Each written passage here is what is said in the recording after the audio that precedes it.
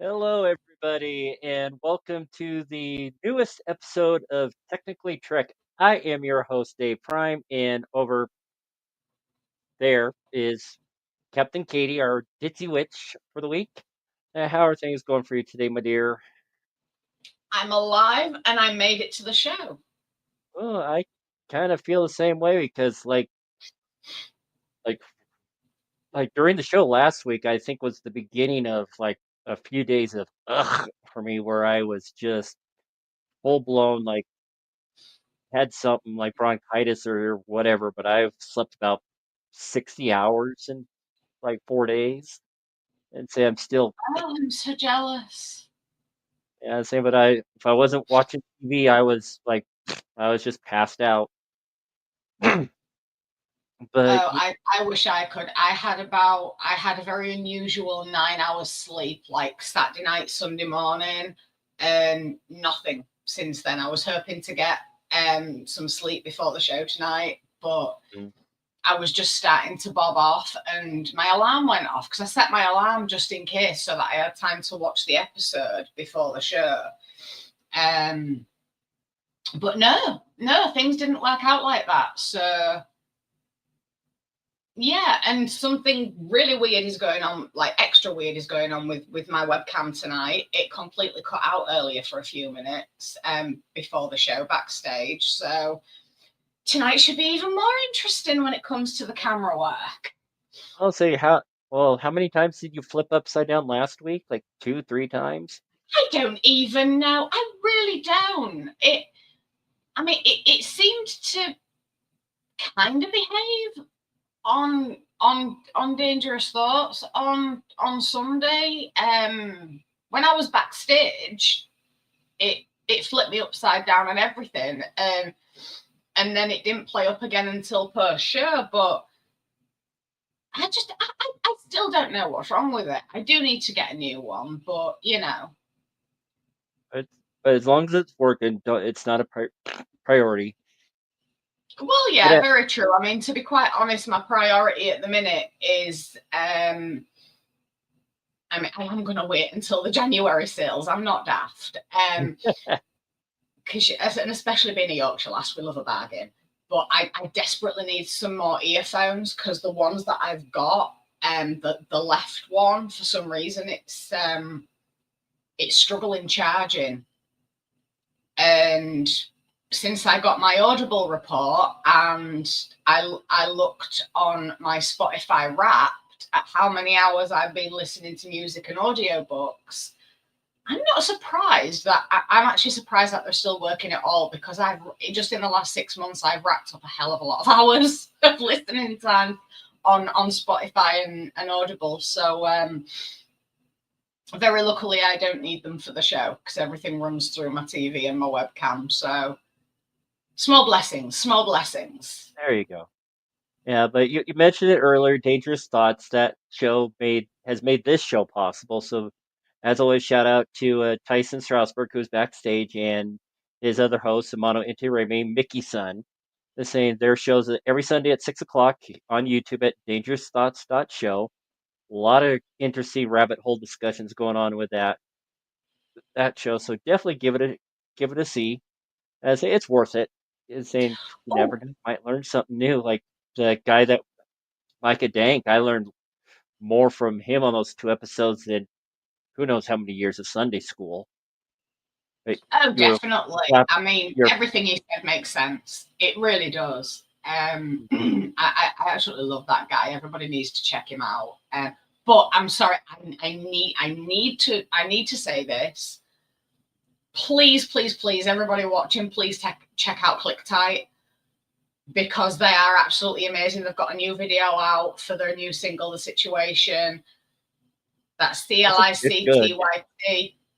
Please check them out. They are absolutely amazing. I can't stand hip hop, gangster rap, anything like that, but I absolutely love these guys. So please, they are so worth checking out. And also you got blogs on the Dangerous Thoughts website too. That's worth checking out too. So links are down Yes, below. Page's Corner, Dangerous Thoughts Show. Yeah. Alternative healing, natural healing, spiritual stuff. I've been on hiatus for a while. I do need to get back to it. I was supposed to be getting a fresh blog out last week, but circumstances arose and I couldn't. So I'm hoping, fingers crossed, to get my next one out this week. So yeah, but there's a lot of there's about a dozen blogs already on there, so please check it out. Saying yeah, Tyson, and take it to him now. I mean, that's the essentially the theme for Dangerous Thoughts, at least with the closing credits. Oh yeah, and Take It to Them, that is the title track of their debut album. Yeah, but yes, it's brilliant. But so yeah, tonight's episode we're going to talk about what what we don't often see is saying the entire series has been about lower decks. It's about Boimler, Mariner, Tendi, Rutherford, all that. But we're this week we're looking at what's going on the upper deck because they always think nothing happens without us being involved, and that was a big running joke throughout the episode. And we actually see aliens we haven't seen since season 1, episode 8, Veritas, with the Clickets. And it's saying, well, I enjoyed the episode. I personally had a difficult time taking notes on it. So I watched it again before we came on the air, so we can have at least some memory jogging type stuff. But I am going to bring in our one extra speaker we have right now. Tyson, how's it going, sir? Jesus, why am I so big in the? Because we love to see you. I need to go all the way back to the parking lot to be the same. Jesus, I can see my pores. How you guys doing? I'm alive. We are alive, just. You know, it's always a good day when you're 6 feet above the ground and not below it. Mm. Always. I don't think I would ever be 6 feet above the ground, Tyson. I'm only 5'2". I'm 6'2", so I don't know. Maybe we average. Don't rub it in. You're like a whole foot taller than me. Just don't. I'm so tiny. Let me quote Picard. I had always hoped to reach 2 meters. Well, that would be approximately 6'4", which is 2 inches taller than I am. And I better change the subject because if I start talking about inches, people are going to take it completely the wrong way. So, how's everybody been doing? I'll say I'm not dying like I was last week. Always a plus. Always a plus. Had a lot of fun on the last show. Wasn't sure if I was going to make this show. For those of you who don't know, we had severe Santa Ana winds in Southern California, specifically in San Diego County. So bad that nearly 60,000 people in San Diego County were without power for several days. I was one of them. So we were running on generator power. And if you don't know what that's like, going a couple of days without electricity, you're reminded of how your ancestors once lived. It is humbling to realize that the range, the stovetop doesn't work. The laundry machine doesn't work. simple pleasures like getting to watch television didn't work. So yeah, thank God for generators though. My room was still fully interconnected because of my generator, but everything out in the house was dark. It was pretty bad. Mm.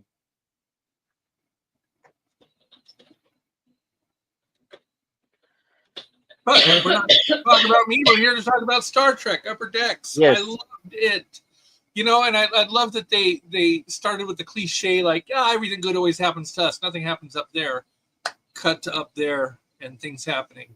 I think it's funny because it is the antithesis to what most Star Trek shows are, which are everything happening to the Upper Decks people. And, with the exception of one or two episodes, I think there was one in Next Generation and one in Voyager where, they were doing lower deckers. But everything is always and all about the Upper Decks, right? That's what it's always about. And so it was that fun antithesis, that cliche, nothing happens to the Upper Decks, it's all about us. Like, that was great. I love the and yet it wasn't. The sarcasm. I loved it. You see, I struggled with this episode. I will admit, I really struggled with this episode. I found it I can't think of a word to describe it. I'm not very good with words.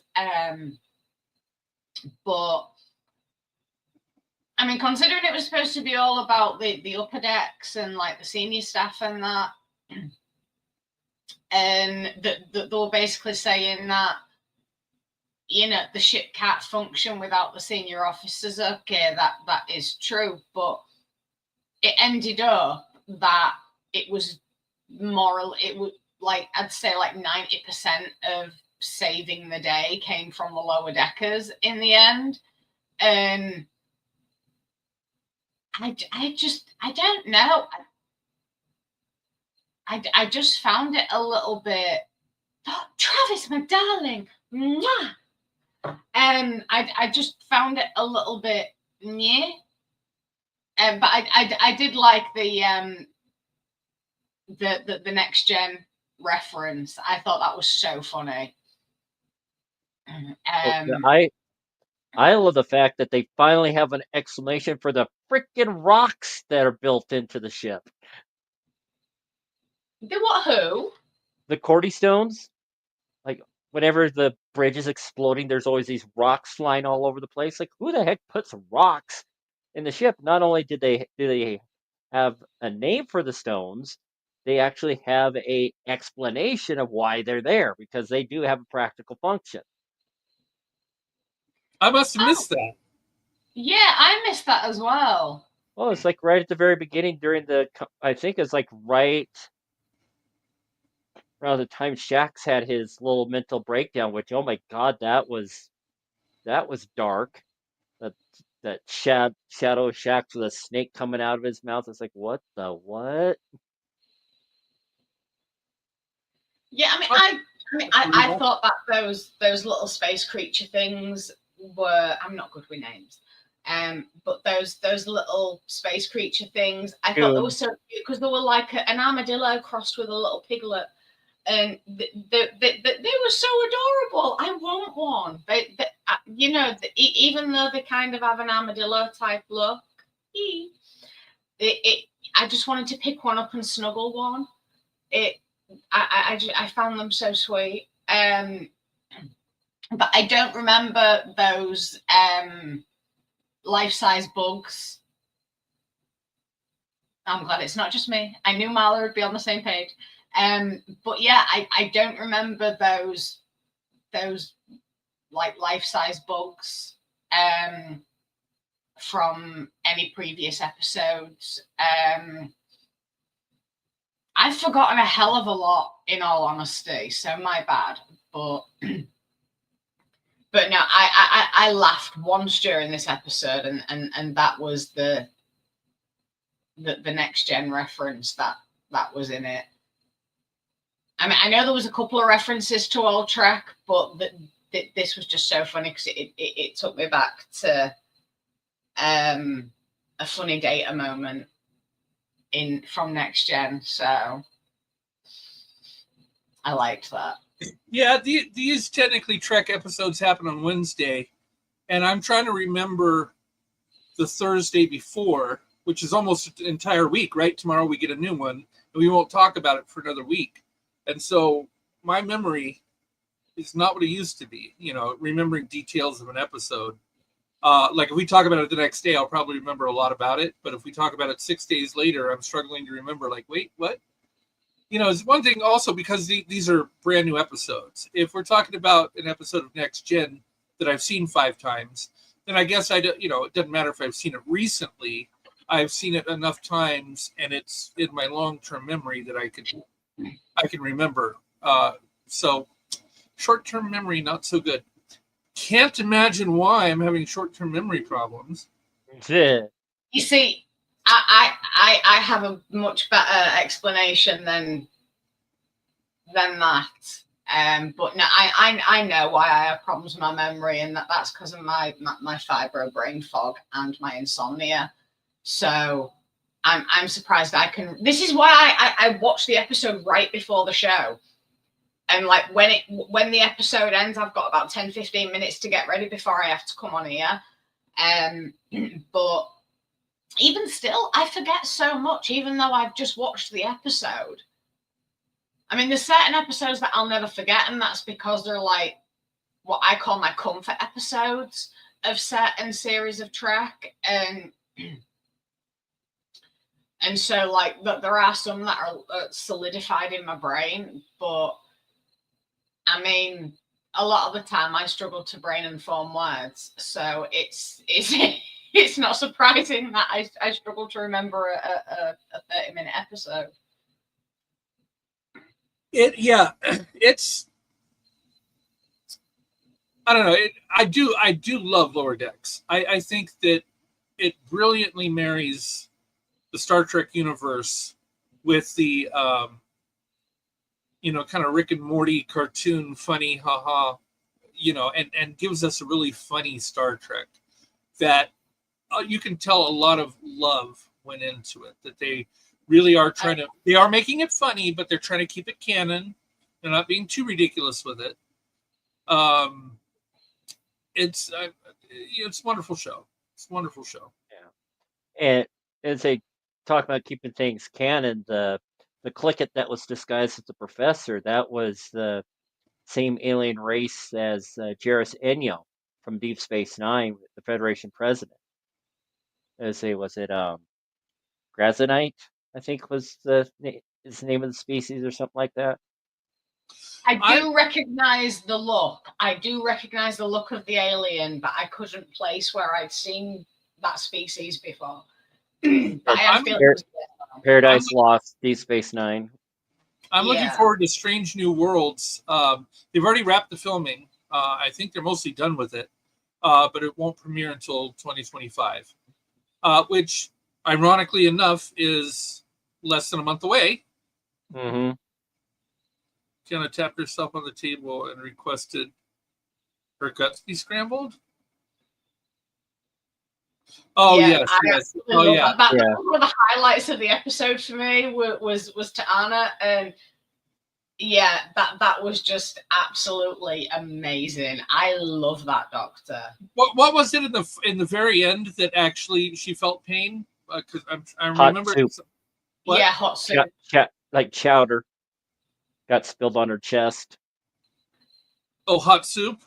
Yeah. And that's what I mean.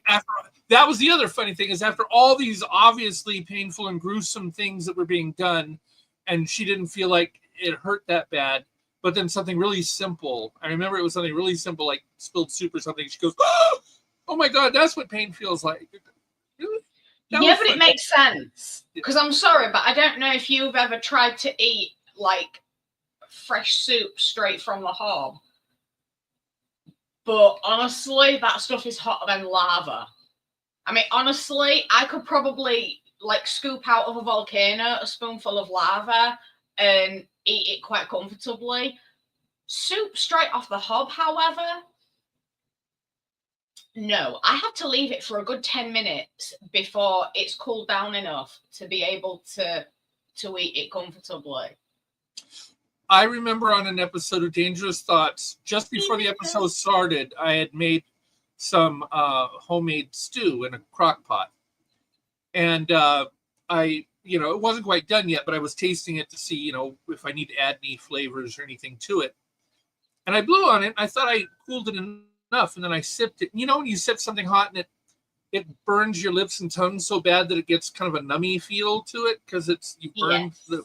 So I did that, and I remember saying on the episode that I had done that, and I said that shit was hot, and Mona just like fell over laughing. I mean, it wasn't even a joke, but he thought it was hilarious. Hey, Travis. Your husband is here, Tyson. My hubby's here. Hello, everybody. Yeah, I jumped in real quick and stuff because my food should be delivered. Well, not delivered; it should be coming soon and stuff. So I wanted to jump in with the conversation and stuff real quick and all everything because I hear you guys talking and everything. Yes, Trek Culture. Me and Dave, we watch it. I just rewatched it because I will forget just like you, Tyson and Katie, that if I don't catch up, if I miss something, I'll be like, oh yeah, that I remember, seeing, remember that and everything from the little thing because it just refreshed my memory because we do these shows on a Wednesday and then the next ones come out and it's like almost a whole week later and stuff. But let me get to the thing about the whole beginning. Let's talk about this. What's that? How did she put it? She didn't call them pumpkins. What she referred to to Lynn? What did she refer to the pumpkins? Something about something. Well, they're gourds. I know they're gourds, but something about mangling gourds or disfiguring gourds or something like that. It's so funny that who was it? That it was Rutherford. When they was carving the pumpkins and stuff, he carved V'ger. Let's talk about that. I was like, no, I said he really carved V'ger. I thought that was so that was so fun and funny in the beginning and stuff and everything. When I was like, oh my goodness, yes. They was carving. They had a little tradition, and it's so funny. A non-human who knew about more Earth stuff than the Earthlings. That does not surprise me because I know more about American politics and American political parties than I do the British. Really? Well, yes, that's because we're such drama queens. I don't do politics at all, but with a lot that's been going on like the last few years across in America, there's been a lot of talk about it on DT, so I've learned a hell of a lot more. But yeah, I actually know more about American law and like American politics and probably more American presidents than British prime ministers.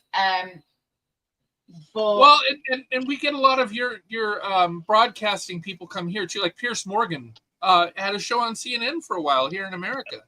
And Piers Morgan, by the way, I mean, he's a little snowflake. He got called out on one of the TV shows, and he walked off the studio set live. I mean, Piers Morgan.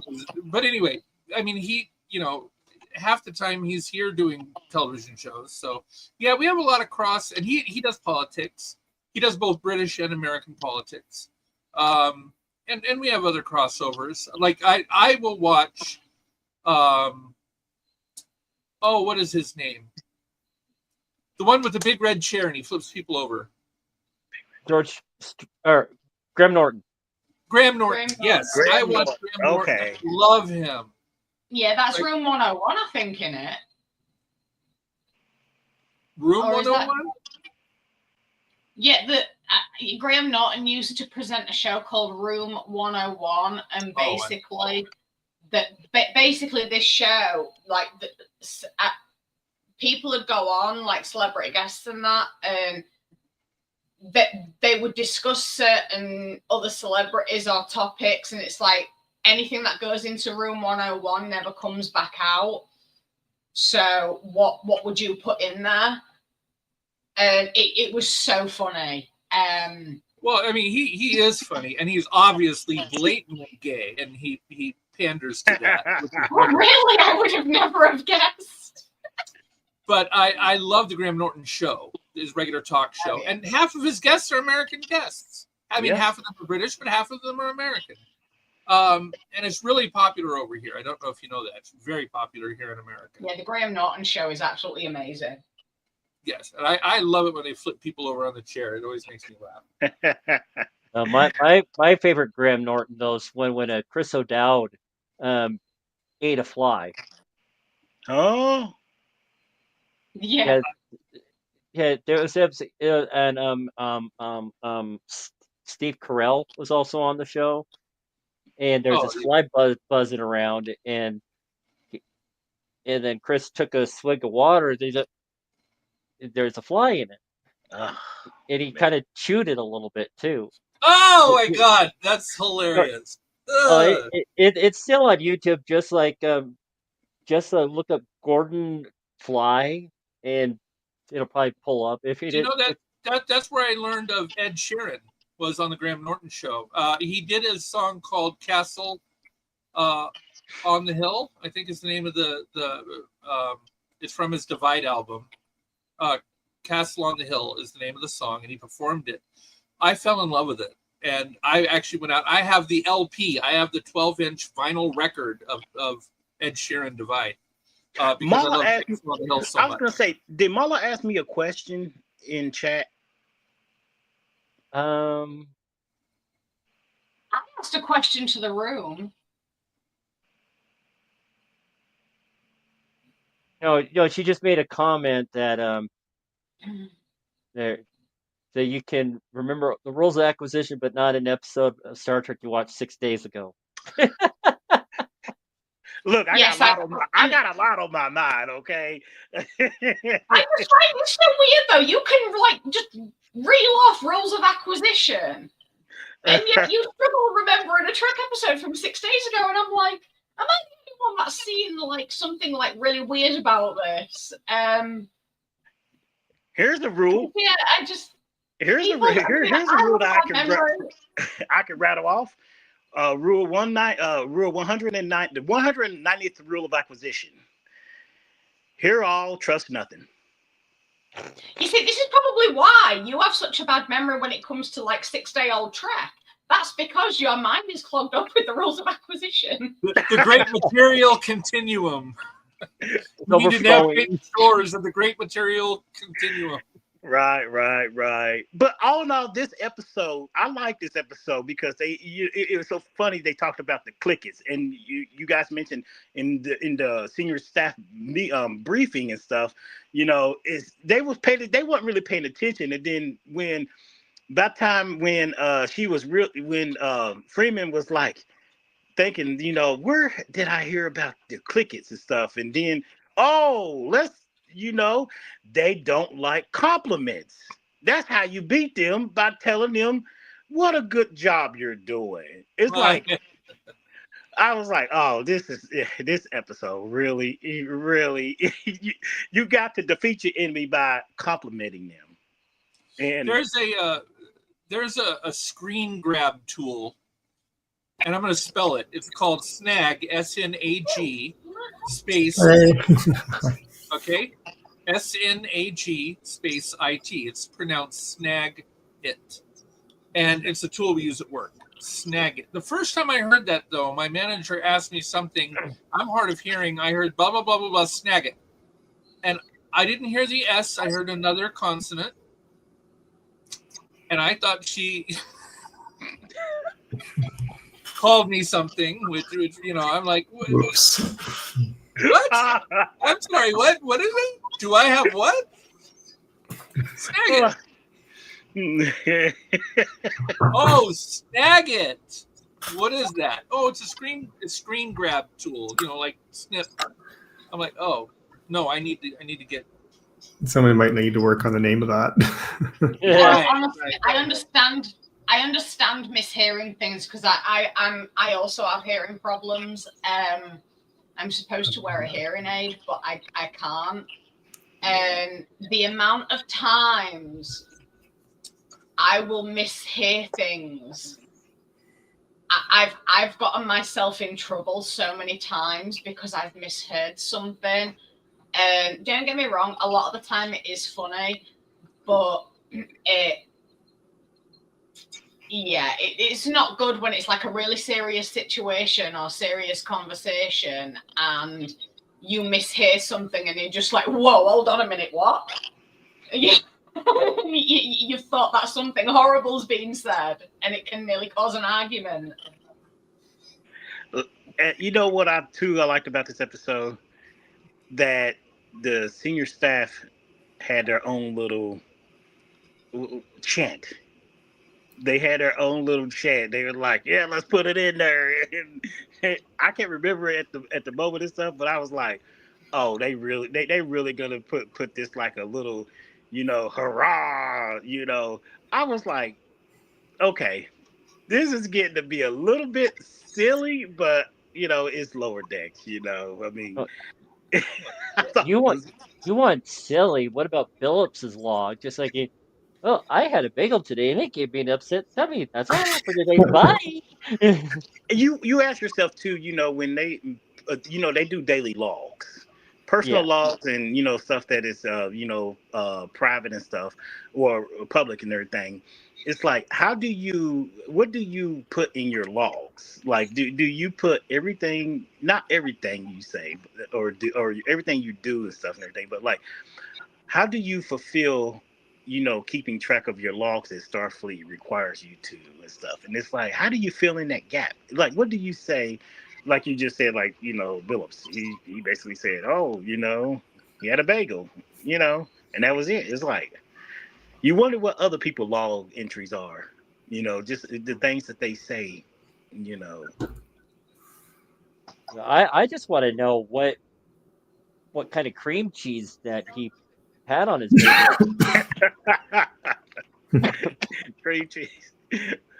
I just like Hasperat, perhaps. I don't, Oh, and these animals, these life forms that has a natural cloaking ability and stuff. I was like, okay, that's pretty cool. That's actually pretty cool. They want to study it. But of course, we knew it was the clickets and stuff. I'm like, oh, the clickets. But this episode, if you guys noticed that, it doesn't feel like the end of this series. Everything kind of seems kind of fun and bubbly. We getting close to the. Yeah. oh, Jeff. Never heard that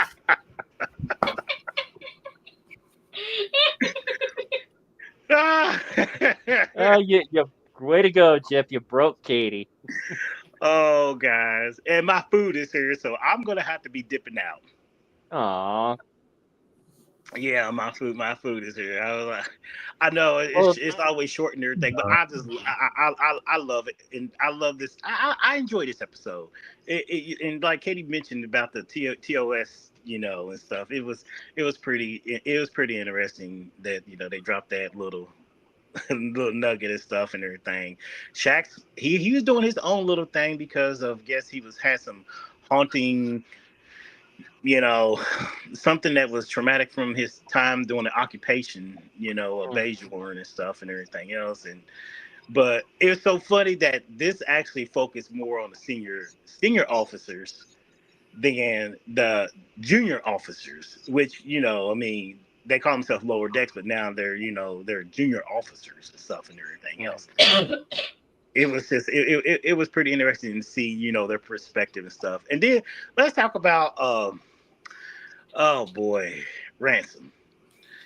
He has his unusual way of style of command, and it's like, really, and it works. It seems like his quirkiness of his way to get through to his subordinates. It actually works, and always in his favorite stuff and everything. It's like you would think he's full of himself, but he's actually doing something that is pretty, pretty constructive and reinforcement for those under his command. Even though he acts like a total, meathead. Shit. Especially with this. Yeah, sometimes you see, I don't like Ramsey.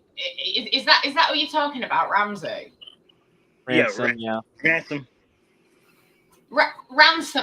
Why do I keep calling him bloody Ramsey? I don't know why.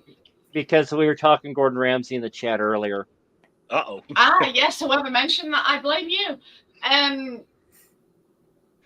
But no, I don't like him because it's almost like he's trying to emulate Kirk all the time, and not the good version of Kirk.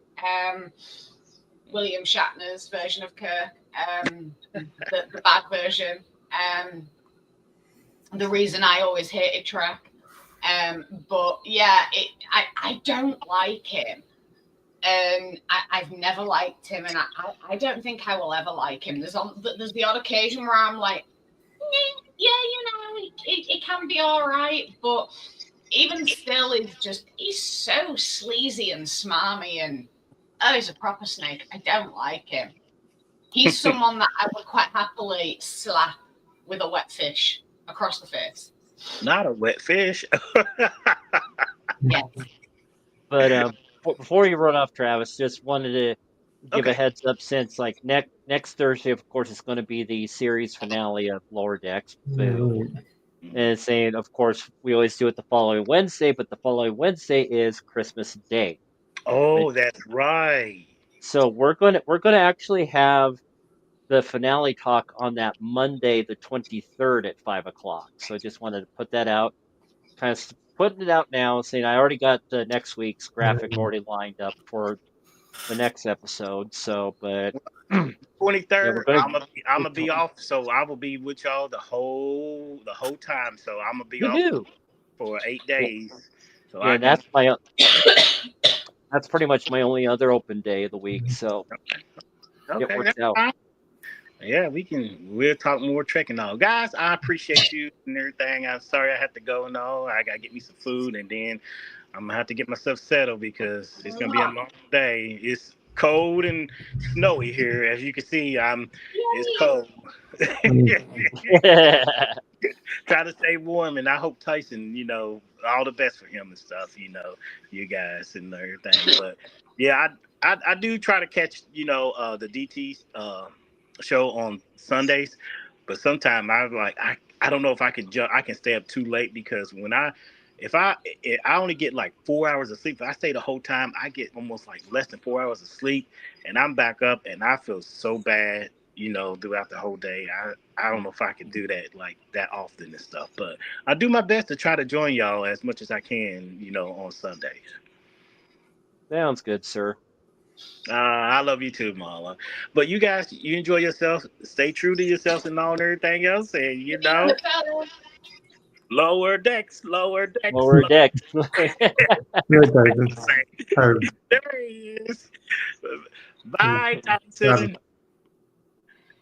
Y'all take care. Be safe. I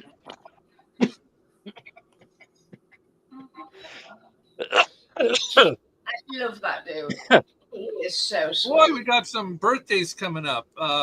We've got Dave December 25th. We've got you on the 21st. Leslie Valerie on the 26th. That's Manu. Manu's heterosexual life partner is what he calls his wife. But her birthday is on the 26th. Mine's on the 19th. A lot of Sagittariuses and Capricorns. Of course, I guess in my case I'm a Sagittarius, but that works either way. What was the show years ago? I think it was a kids show, and they would break in about halfway through, and they would announce all the birthdays, and they would say, "Someone's having a birthday, and this person's having a birthday coming up." And I think it was a kids show that used to do that. But I know Peter used to do that. I was thinking of funny commercial. Well, not intentionally funny, but commercials. And today, do you guys remember Phil May, Dave May, Katie? You're probably too young to know. But there was a Palmolive, which is a dishwashing detergent commercial, where the lady would have them soaking their hands in the Palmolive, and they would be talking about dishes and dish day hands and how your hands get red with dish soap. And she would say how gentle Palmolive is. And then when they would ask, she would say, "Oh, you're soaking in it." You know, their cuticles and the. Do you remember that commercial? Okay, I'm thinking. Imagine if this is real life, right? Somebody has paid a lot of money to come to a spa, and they're having their cuticles soaked, and this bitch tells them, "Oh, by the way, you're soaking in dish soap." Like in real life, they would slap the bitch and say, "I want my money back." You don't, but they're like, "Oh, wow, this is great." Really? No, that's not your real life reaction. That would not be my reaction. Bitch, I came here to a spa and you're soaking me in fucking dish soap. Like, it's just funny. It's funny to me that's what. Palmolive here it's like a hand and body lotion. Palmolive here anyway is a dish soap. It's kind of a greenish. You know what, Tyson? It's been a dish soap in the UK because Benny Hill did a skit on that, but had to call it Balmolive. Oh. But he did a funny skit on that. I've never heard of it as being a dish soap. I mean, Palmolive has always been like hand and body lotion and things like that because I used to use it.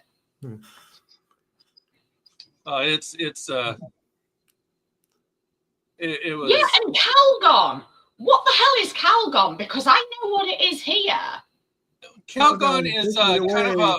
It was one of the original bath bombs. Basically, it's like bath soap. You put it in.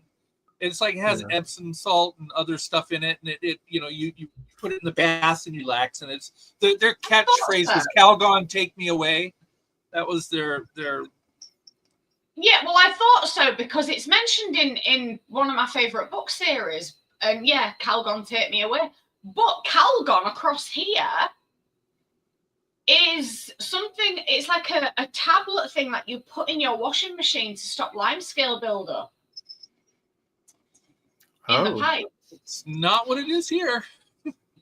Yeah, the adult version of Mr. Bubbles. That's a very good explanation. Yeah, that's what Calgon is. That sounds really wrong. I'm going to let my dog outside really quick before she decides to take a massive dump on my carpet. Here, go.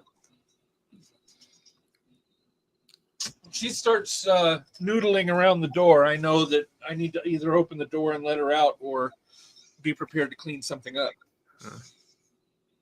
Always best to let her escape. I don't relish the second. Calgon. Oh my God, I hadn't thought of that. What about the water filtration system, Culligan? Hey, Culligan, man. Oy. There was that.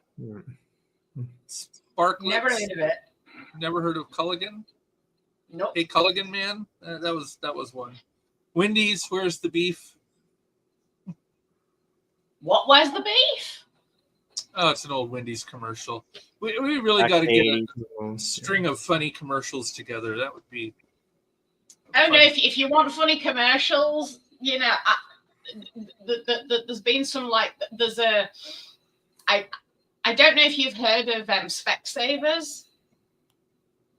Basically, it's an opticians across here, like really famous opticians, and honestly, what one of the phrase is you should have gone to Specsavers, like if you've for vision correction and stuff. But there's been some really funny commercials here to do with it, and one of them, honestly, you think I get broken on the shows? You should hear me when I see this specific Specsavers commercial, because basically there's a veterinarian and he's getting ready to lock up for the day, and there's this ball of fur on the table, and he gets his stethoscope, and he can't hear a heartbeat, so he calls the nurse and says, can't get a heartbeat, we need this, and this. And this veterinary nurse just comes in, grabs this ball of fur and puts it on her head, and it turns out to be her hat. And then instead of a cat that I thought it was. But then the thing that gets me is that right at the end, just after when it starts saying you should have gone to Specsavers, he looks over, and this cat that he thought it was, this like big fluffy grey cat, actually has its tongue stuck out at him. And it is just so funny. It'll be on YouTube somewhere. Like funny Specsavers adverts, like commercials, and honestly, they get me so much. And then there's another one where a farmer is shearing his sheep, but he accidentally does the dog as well, and it just looks so funny. I haven't seen that. Oh, you'll have to do a search on YouTube for Specsavers commercials because they're so funny. Duluth Trading also has some really funny commercials. There's a cartoon. There's a cartoon of a reindeer licking a man's armpit. That is fucking hilarious. Yeah, That's hilarious. No. Yeah. I mean, I can't stand a lot of commercials. One of the reasons I don't watch mainstream television anymore. But sometimes you do get like a really funny one, but then you get the annoying ones, do you know, with like the music. I mean, there's a Go Compare advert across here, commercial, sorry. It's basically a comparison site for insurance and things. And the commercial itself, there's a guy, and is like the stereotypical like opera singer, and he's just going around going, go compare, and I'm just like, oh, for crying out loud, get him off my screen. It is so annoying, but everybody seems to love him.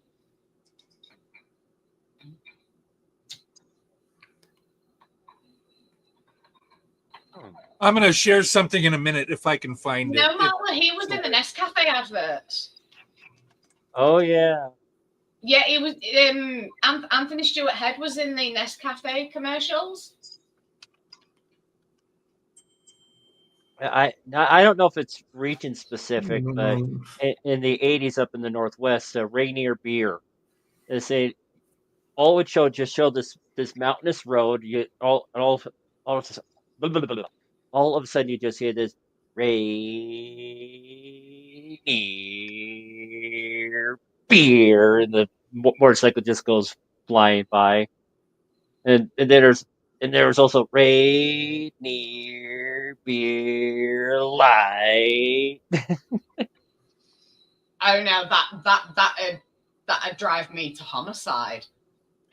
That really would. It really would. But yeah, back to the episode. Definitely. I was going to ask what one we were. Say, how far we got into it. What was that, Phil? I was going to ask, actually, I meant to ask earlier how far along into the episode you'd gotten. Not really very far. We just kind of been bouncing around a little bit as usual. But I'm just, I mean, there's just like so many big storylines that was crammed in such a short amount of time. It was very difficult for me to write copious notes like I'm usually good at, because I mean, Shax was wrestling with his paw. You had Billups with the engineering emergency. You got Ta'ana Westlake just cutting her up to pieces to test her tolerance level. I'm thinking Ta'ana's probably had like the best of the storylines of all of them. Oh yeah, I loved the storyline with Tana. I mean, I love her anyway. I mean, I'm a bit biased in that because I love Puds. But yeah, she's one of my favorites in Lower Decks, and her character resonates with me a hell of a lot because she's got a very I don't give a fuck attitude, and so do I.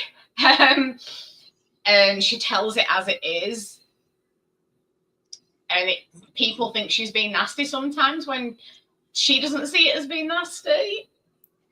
Like with the painkiller thing, you know, she doesn't see the need for pain relief because she doesn't feel that pain what other people do. So she doesn't have empathy for them. So she doesn't understand, and I kind of get that. But when she just like stripped off and strapped herself to that bio bed, that was just so funny. It really was, and it makes perfect sense that hot soup did the trick after all that. But then the way she completely lost her shit at that bug person. Oh Guys, yeah, I'm gonna have just to- like that was set the kill. I'm gonna have to drop. It's That almost line 6 is great. o'clock here, and I've got a net. So you guys have a great rest of Love your you, show. darling. Love you too. Hey, Bye. Tyson. Take care, Tyson. Cheers.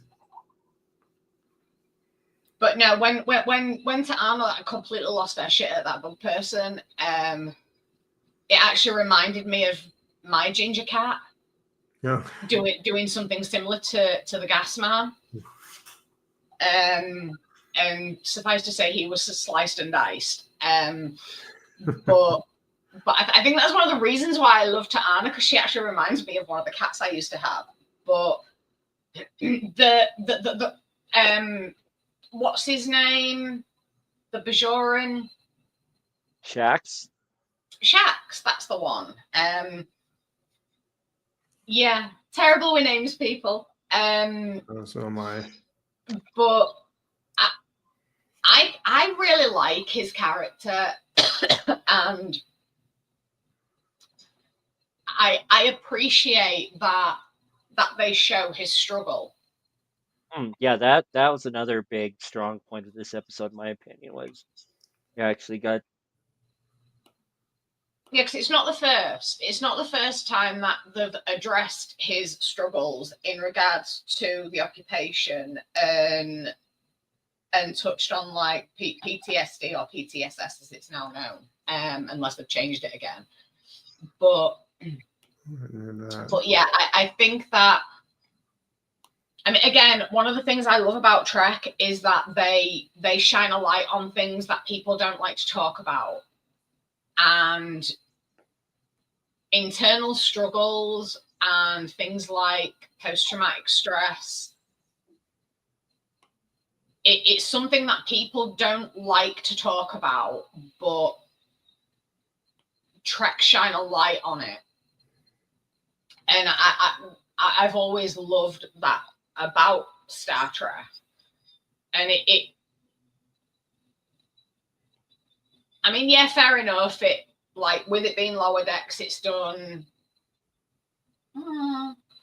in a bit of a funny way, but the point behind it is still there. That even though they're not making fun of it and or anything like that, they're addressing it in as light a tone as possible, so that it's easier for people to digest. And again, that is one thing that I really love, especially about Lower Decks, because with all the fun and the colossal fuck ups that happen, you know, there are some serious notes running through it. And like I said, even though it's done in a bit of a fun way sometimes, it doesn't make fun of the serious stuff. It just shines that light on it in a bit of in a more palatable way. And in all honesty, that's one of the reasons I carried on watching Lower Decks.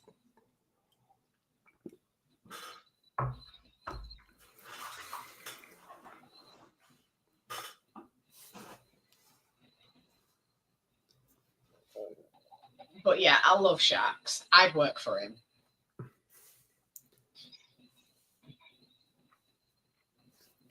I was going to respond to something a minute ago, and I forgot what it was.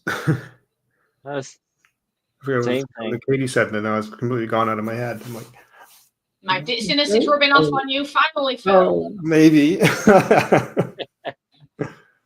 Told you it'd happen.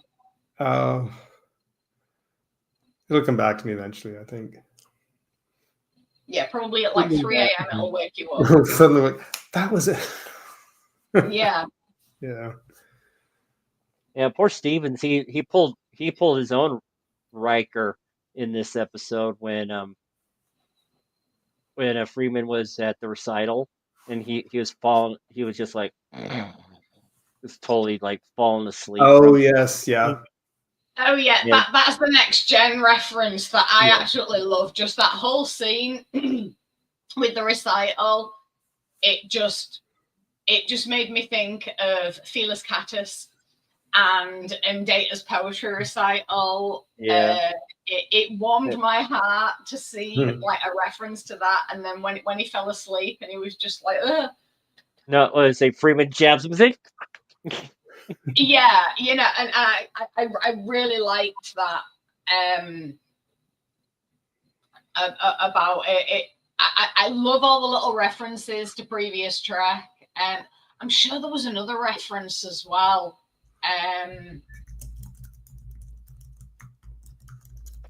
To something I can't bloody remember.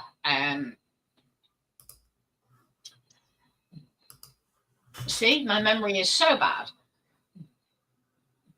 But yeah, it was nice to have that reference thrown in there.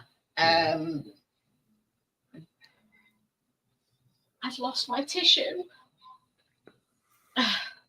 Give me a moment, please. I'm still here. I'm just turning my camera off again because I've lost my tissue. Something crossed my mind during the episode, and I wanted to ask: is the doctor's assistant, Westlake. Westlake? Has he been in that before? Why do I feel like he's been in other episodes? He's been in a few episodes. Yeah, and was trying to remember which ones. If he had, I thought he has been in it, right? Yeah, I'm pretty sure he has. But yeah. Let's see here. Yes, I loved that as well. That was so sweet of Stevens. Oh yeah, that was good. I completely agree, Marla. Oh, piss off. Sorry, my antivirus is going haywire right now. I didn't know this was a little bit. I don't know. I mean, episodes have pushed the boundaries, but there was 2 or 3 little scenes in it. I thought that was gross. Yeah. Oh, that birthing thing. It's like I was just like, what? One of them, I thought very anime almost. It was just like. Yeah, but like I was saying earlier, that snake coming out of Shax's mouth in the conference room, that image that Shax was seeing of himself, just like this was dark compared to some of the other ones. I liked it. I know the idea was that they were supposed to show you all the little misadventures that the main cast has, and it was a little bit. I will admittedly say it was a little bit jarring, but kind of once I understood where this episode was going to go, then I thought, oh, okay, I'll just kind of let it go and go with it. But I felt like also that a couple of them I thought were interesting little stories that could have. I thought that could have been a whole episode on its own. It's a shame it's just reduced to this one little mini plot, because I thought that really would have been. That really could have been an interesting episode on his, and his was one of them. And I thought that could have been a whole thing on its own. It was kind of a shame that was just these one little segments just for that. But I thought, no, it's yeah.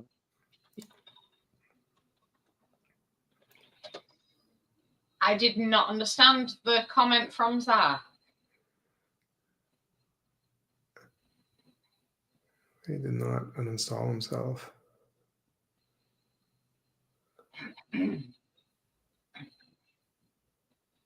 Yeah, McAfee is virus scanner, isn't it? Oh, I say Jeff thinking the same thing. Oh yeah, that's okay. Oh yeah, God, I haven't. Or do you mean the coffee shop in McDonald's? The cafe. No, to be honest, I've not the antivirus thing. Yeah, I've not heard of McAfee for God knows how long. Yeah, I haven't heard that in a long time. I don't use it. Just Google the guy. But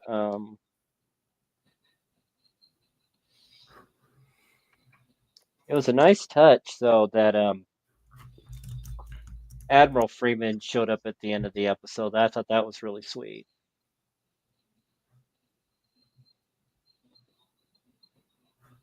Yeah, I really liked that. But oh yeah, that was the. I'm sure that was another Next Gen reference that where they had their anniversary dinner in the holodeck. Wasn't that where Picard went? Cafe D8. I cannot say it, but it said we'll always have Paris. Yes. Oh yes, that's right. I thought so. Yeah. The hiccup episode. Yeah. There was also a little reference, an obvious one, to Star Trek II there with the engineer. Oh yeah, Wrath of Khan. Yeah, that little moment. Yeah, a hint. Phillips was in the chamber, and she's like, "You're not gonna die." I mean, that wrench is for emergencies, and this isn't. Honestly, though, I thought he was going to die. Oh, did you? Oh, okay. Yeah, I thought for a moment. I just like they're going to kill off Phillips. Oh boy. Yeah, I was getting a little bit worried there. I would have been shocked if they did that. I kind of had a feeling he was gonna. To be quite honest, it wouldn't surprise me because, you know, I really like Phillips, and you know, he's had some like really good storylines. He's had some really funny moments. He's had some really heartfelt moments, and so yeah, he's also one of my favorites. But it wouldn't surprise me if they killed him off, or even like Ta'ana. I hope they never do, but well, they're not going to because it's ending in a couple of episodes. But you know, that Trek always seemed to kill off my favorite characters. Mm-hmm. Now that's another reference. I don't know if I'm like reaching too far out there, but that AI golem that the Binars put into the Cerritos computer that was trying to eat Phillips. See, I got shades of Ben 10 from that golem. There was something familiar about it, but I couldn't put my finger on it. I thought it was just one of those things that my weird brain cooked up, but no, it could possibly be. I really did like the pumpkin carving. I liked that. I'm sure there was another reference during the pumpkin carving, or a mention or something, but for love nor money, I cannot remember.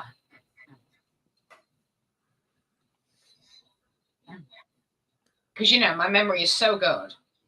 Oh, and I'm trying to figure out if I can think what you're thinking. But no, what was the other thing that happened to the pumpkin? Because there was the Cerritos that was carved onto a pumpkin. But what was the other one? V'ger was the other one, which is the Star Trek the motion picture alien ship, which we talked about last week, the Cloud.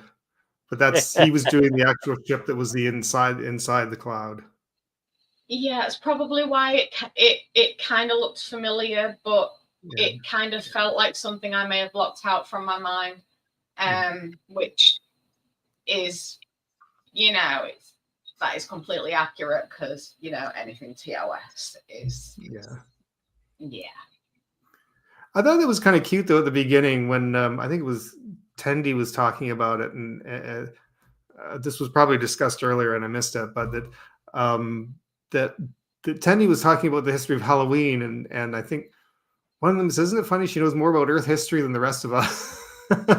Yeah. And it's sort of a thing I've seen actually on Star Trek, where it seems like a lot of aliens seem to actually know a lot about Earth, but we don't hear much about the other alien planets. But for some reason, yeah, Earth from other aliens.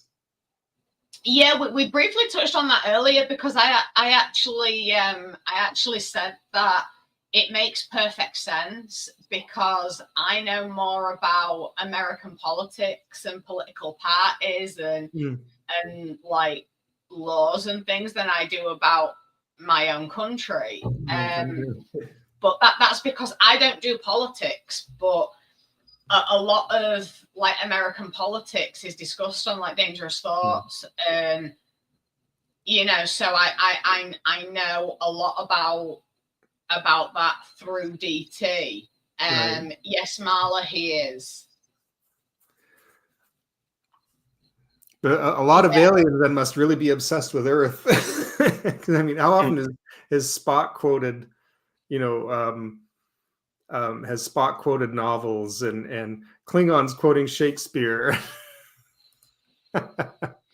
Yeah, you see, I love that. I really love that, because you take iconic things from Earth's history, and then like in Trek you've got alien races that are like you say, quoting Shakespeare and things, and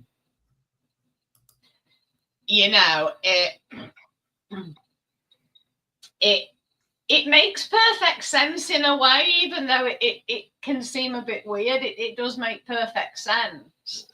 And again, another thing that I love about Trek, because that they do shine a light on that, because a lot of the time, I mean, unless you're like completely patriotic or you've got an invested interest in things like politics and stuff, a lot of the time, what I've found is people tend to know more from where they're not than from where they are.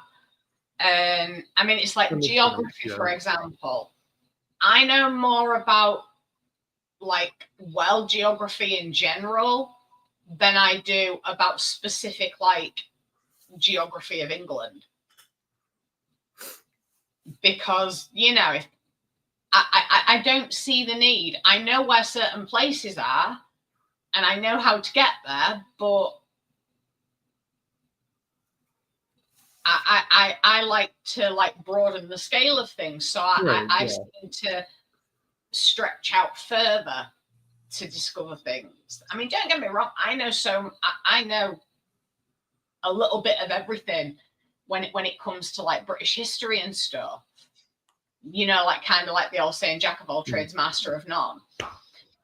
When it comes to like history and stuff like that, I know little bits of a lot of things, but I'm the same with like American history as well.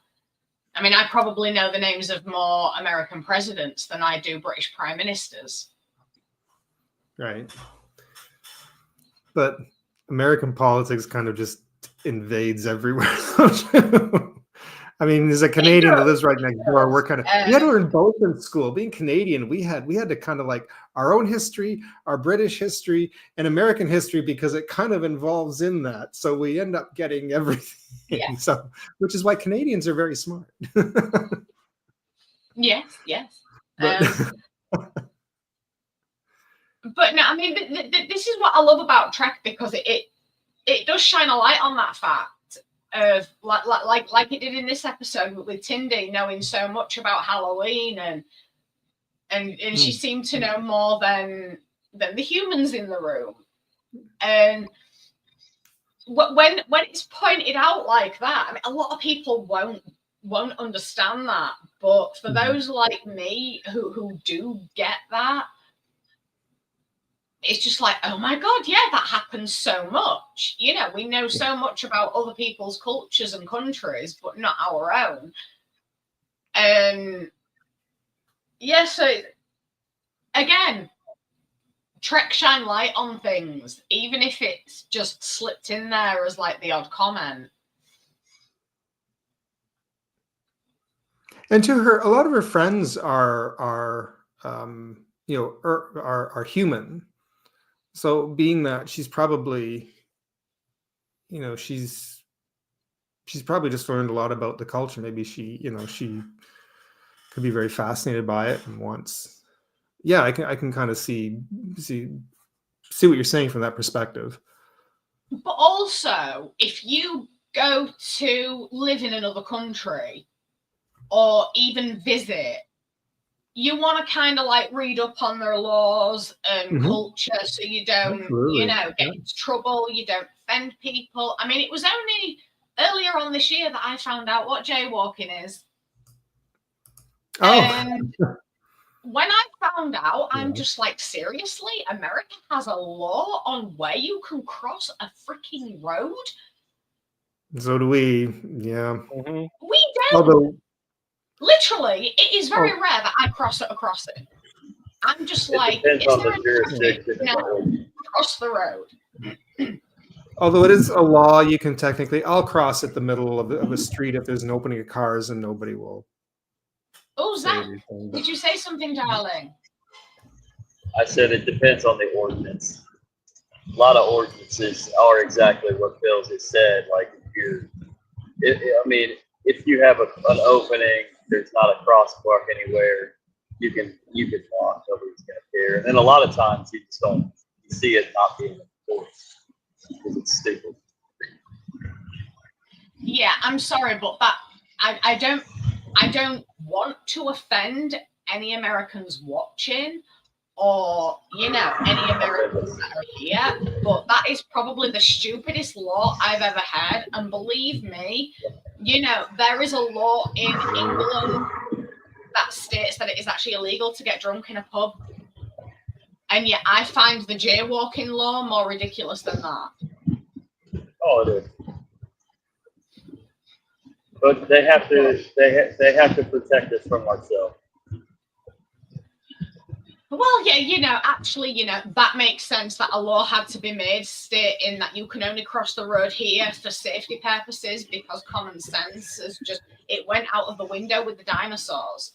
I think that's when humanity's common sense went out the window, before we actually evolved. And there's only a few select human beings that actually kept that common sense. Until the Vulcans come. Well, yeah, but even though, sometimes the Vulcans don't have fucking common sense. Common sense with Vulcans. That's actually very accurate. Yeah, but when they made that comment about Tindy knowing more about Earth history than they did, it just made complete sense. Because, I'm hoping in the next couple of years to take a trip across the pond. I will make sure that I know certain things well before I do take that trip, because I don't want to get into trouble. Like jaywalking thing, the last thing I want is for some police officer to decide that that's the day he's going to be a dickhead, and I decide to cross a road, not at a crossing, maybe I'd be let off because I'm British and we don't have those laws. But I find it only right that if you go to another country, like whether it's to visit or go live there, you do your research on the culture and the laws so that you can adhere to them and get along with the people. And so it makes perfect sense that someone like Tindy and Orion would know more about Earth's history than they do, because she'd have had to have done that research on humanity in order to join humanity, kind of thing, to understand humans. And yeah, I think it's only right. It's sad, you know, that an alien could know more about humanity than we do, but I get it. I really do. And I liked that a light was shone on that, you know, because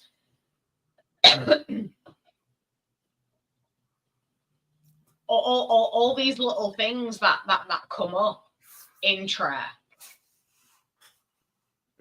you look at it or you listen and you're just like, oh my God, that is so relevant to now, or that makes perfect sense. And one thing that I didn't agree with, though, is when Mariner said about her mother, oh yeah, she's a good captain, but she's no Janeway, Kirk, or Sisko. I'm just like, whoa, do not put Janeway in the same category as Kirk and Sisko. Yeah.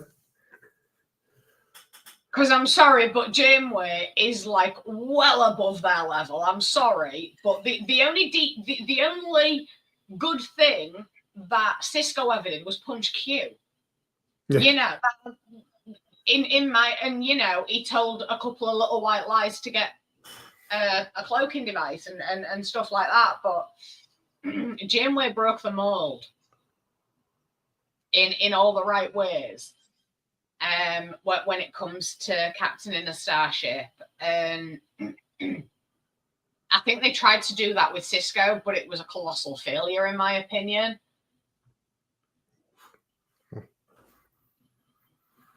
I think it was supposed to be kind of a quick, I want to say throwaway gag, because those are the names that everybody's familiar with. And I thought it's funny that when she said that line, the first thing that comes to mind is it seems like everybody, they must be like the most famous ones in Starfleet, because those are the ones that they all keep referencing. And I get I understand the reason why in the writing they have to reference this, because that's the one that everybody's familiar with. But it's funny that she threw that out, that they are that these particular commanders and captains have all become, you know, famous for who they are and what they did, I guess. But you never hear any other names that maybe we might not be familiar with. But I guess I kind of understand that in the writing. But you see, if I was going to say something like that, I'd just feel like, yeah, she's a good captain, but she's no Janeway or Picard. Yeah, I should have picked those two that they would have, yeah. Yeah, you know, but yeah, but nobody's a better captain than Sisko. What was that, sorry? Probably the best that you didn't hear that.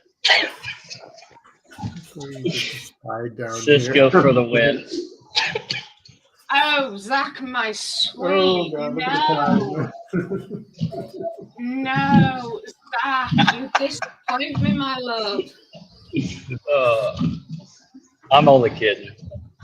Picard's the best. No. I've become a Pike fan only myself. points with me for that, my sweet.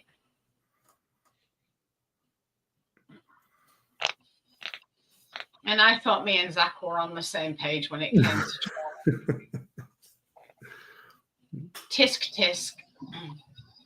I'm just the neighborhood troll. It's true. He's not really a tuck me away underneath the bridge and cement that bridge shut. And Jeff, why do you like Sisko? But yeah, I do agree with the rest of that statement. You know, he did get the rank of captain, but he was a station commander, and you know, he never lived up to the name captain, in my opinion. Oh, Mr. Marla. Oh, Mr. Marla. Oh, my heart has just broken. I think at the time, it wasn't supposed to kind of break new ground in the, like, it was the early mid 90s when that show started, and I think it was supposed to break ground because he was a black commander, and I think it was supposed to kind of open that up a bit. Although they had that in the original series, they had other commanders in the original series that or other characters who were But they basically did it as a statement thing, I think. I mean, don't get me wrong, he is a good actor, and he did play his role well. I cannot fault him for how he played the role. It was just the way they wrote the character. That it's the character that I don't like. I mean, he is an absolutely fantastic actor, and I am not taking that away from him. And how he played the role of Cisco was phenomenal. But it's the character of Cisco that I don't like. Because there was no, like, evolution until he joined the wormhole people, you know, literally. You know, there was no evolution to his character until his character actually evolved into a wormhole person type being. But yeah, yes, Avery Brooks, that's it. Thank you, Marla. Yes, thank you, darling. I could not remember his name.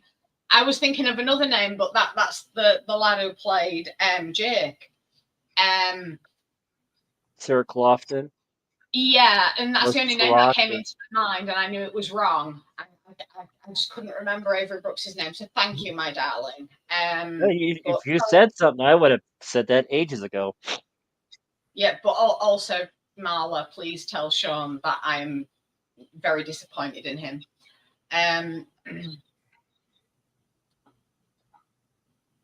But yeah, I like DS9 for the characters. I do. I mean, Jadzia, I'm still upset about her death to this day.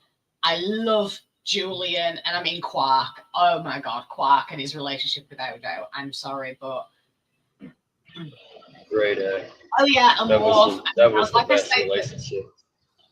Oh, definitely. I completely agree. I mean, character-wise and relationship-wise, I really do love the characters of DS9 and their relationships. I mean, the friendship between Julian and Miles is just absolutely beautiful. And then the relationship between Quark and Odo, that is one of the most hilarious friendships I have ever seen on TV. And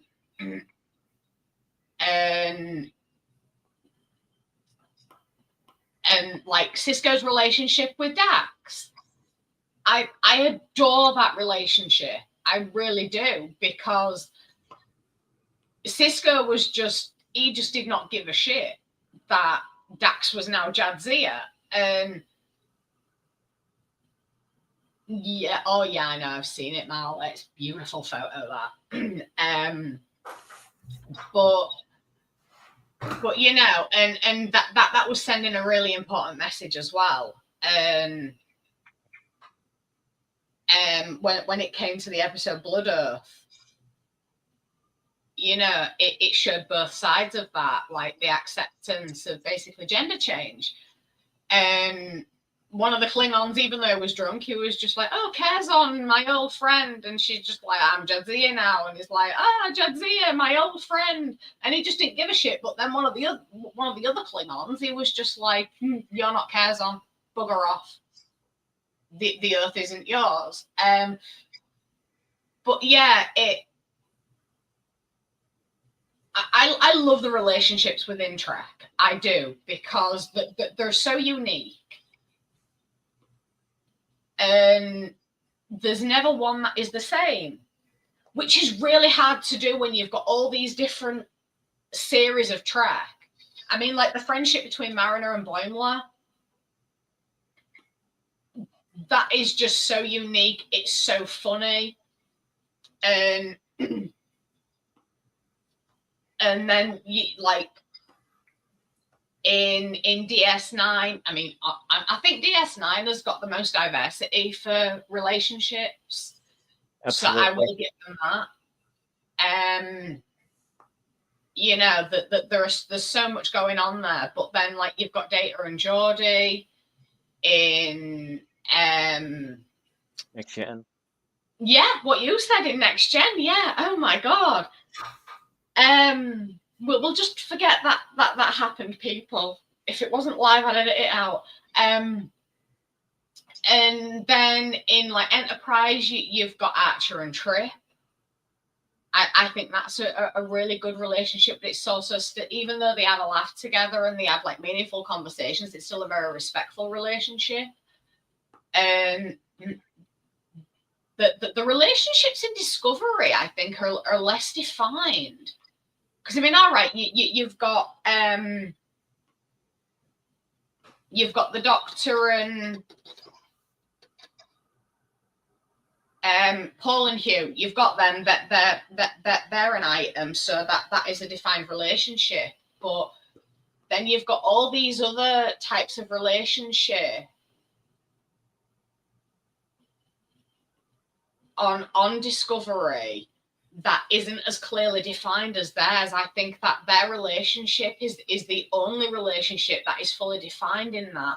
But the rest of the relationships are very open, they're very casual, they're very loving. And you know, we won't even go into TLS.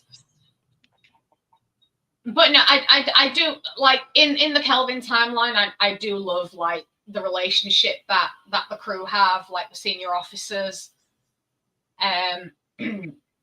But yeah, and like what's his name? Rutherford and Tindy in Lower Decks. I love their relationship. They're honestly, I swear they're soulmates. They really are, because they were so lost without each other. They really were. When Tindy went back to the Orions.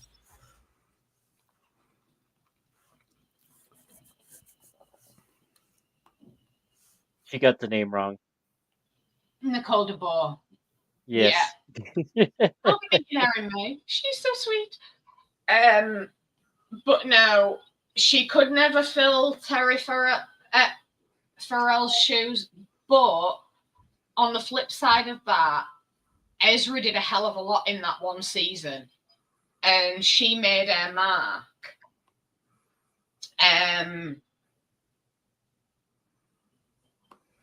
But you know, nobody could ever replace Jadzia. You know, she was there throughout the whole thing. But Ezra did make her mark, and she never pretended to be Jadzia. No. You know,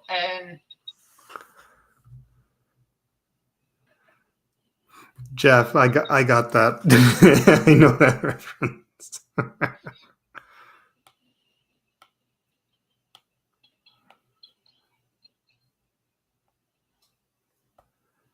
Marla, are your puds typing for you? Is Oscar and Artemis trying to type for you tonight? Because you know you're having more typos than usual.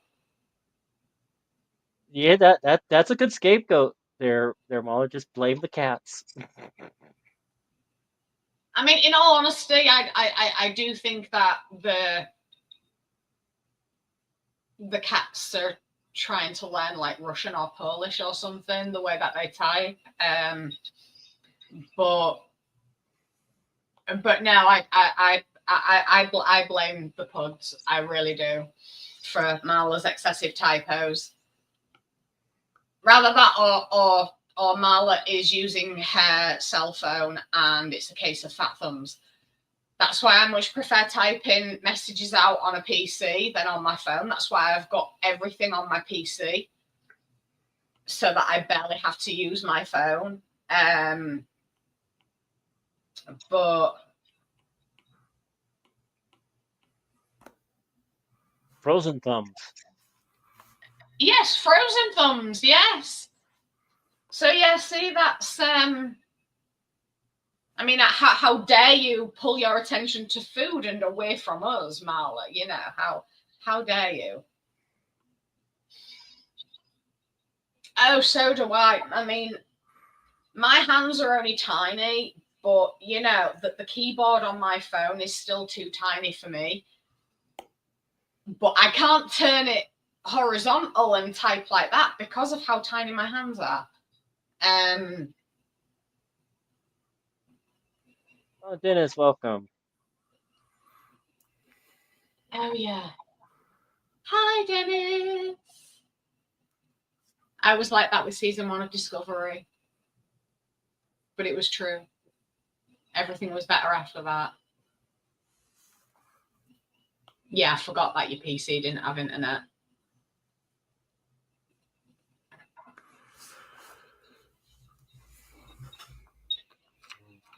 Jesus.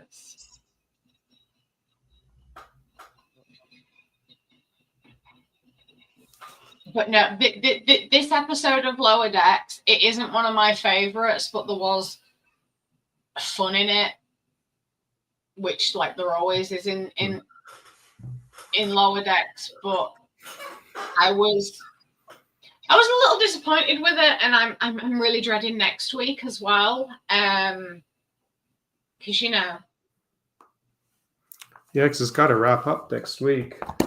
Yeah, saying that being said, saying just kind of pop it up, saying you kind of missed it at the start, Philip. I used some new opening credits music. Oh, I'm kind of playing with it a little.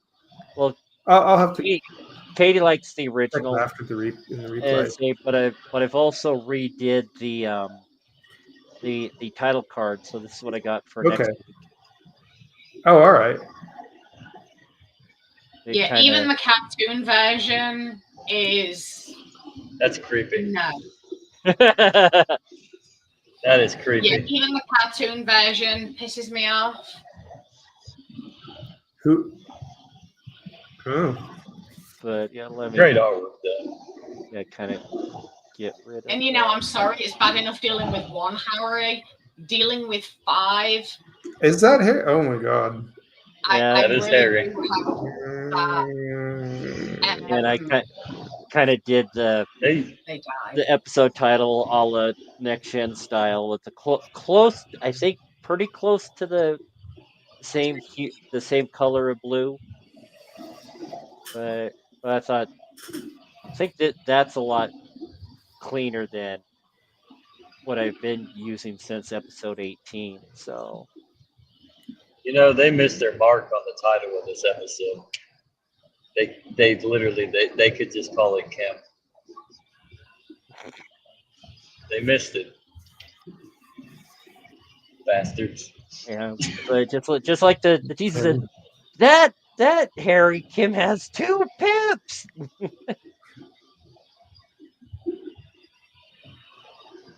So yeah, I noticed that in the photo. Yeah, I mean, I don't think he deserves a promotion in all honesty, but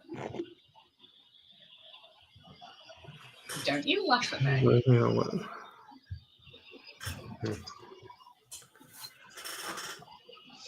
Oh, Dennis is also having typos. It's not just you, Marla. Is it a full moon? Is it a full moon tonight? No. It's not, but no. If it was, then we could have something to explain the typos. No, but we're still in Mercury retrograde until the 15th. So. Oh, well, there you go. That's the reason. Yeah, technology's been going wappy for the last month or so, but then we've got the post-retrograde shadow until it's rather the 2nd or the 4th of January, while we fully transition out of it. Yeah. Oh yeah.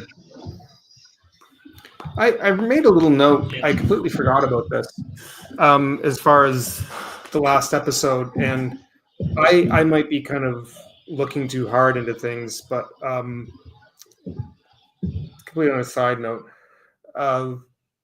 when the cricket alien revealed himself and started coming out of that character, or everything started coming off him, my brain automatically flashed back to Jeff Goldblum's The Fly.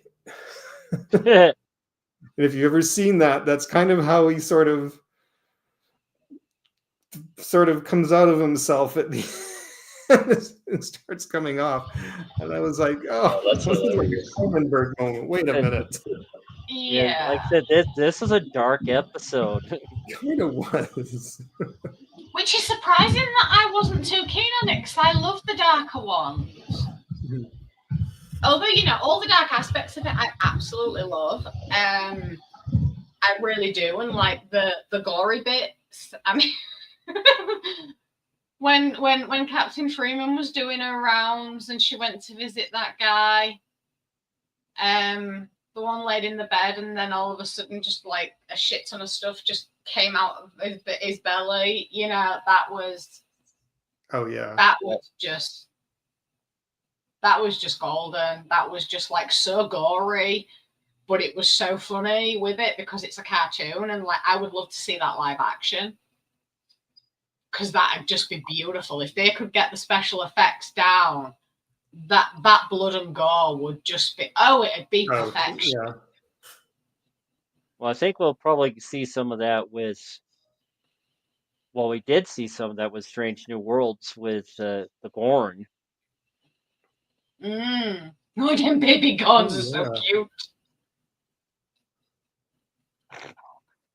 I'll have to actually watch the last couple of episodes again because it kind of left on a cliffhanger, didn't it?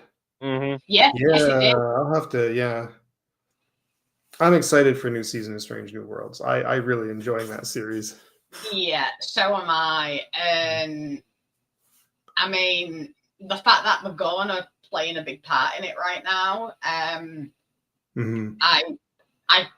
expect that they would continue to play a big part without the cliffhanger left us off. But I love the baby Gorns. They are adorable. They really are. And you know, I'd snuggle me one of them. Maybe put on a line of plush baby Gorns. Oh yeah, could you imagine a plush baby Gorn, a plush Moopsie? Oh my god, that'd just be fine. Someone out there needs to make that. There's got to be. Actually, they do, because they are like two teddies that I need. A little baby Gorn and a Moopsie. You know, I need those in my teddy collection, and they will get snuggled. Yeah, I personally I can do without the baby Gorn, but I could definitely go for a plush Moopsie. Don't you think the baby Gorn are cute? In a creepy sort of way, maybe. Oh my god, people watching, please tell me I'm not the only one that thinks that the baby Gorn are adorable. It's Katie_XXX. Yeah, please just like DM me on Twitter. You know it, or you know, just hashtag. Hey, let's start this. Let's make it go viral. Hashtag baby Gorns are cute. Oh yes. Oh, you've redeemed yourself. Much baby Gorns.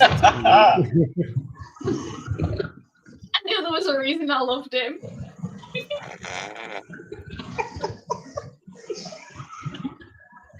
Oh, I'm so happy. I need to start running that hashtag all over the place. And then get photos of right ahead. Oh my god, I'm going to search for images of baby Gorns while we talk. I want to see this go viral so we all get monetized. On Amazon, there is TOS squish kind of baby Gorns that are super deformed kind of thing, but they're original series.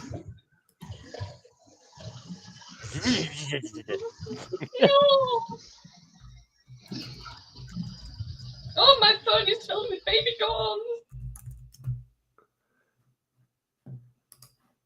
But were there any standout moments in your eyes, Phil, that stuck out in this episode that we had to touch base on?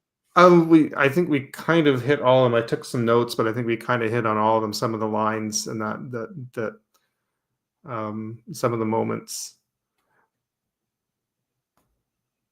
But yeah, overall, like I said, it was kind of a little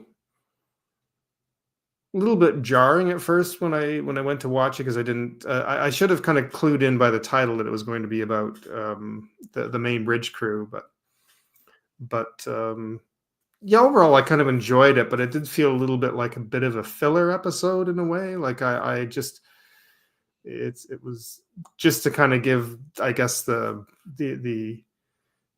main bridge crew a bit of character as to who they are, but yeah, I can't really think of anything else that we haven't talked about already. Although the line, what's the Dr. Tiana, after she's gone on through all that testing,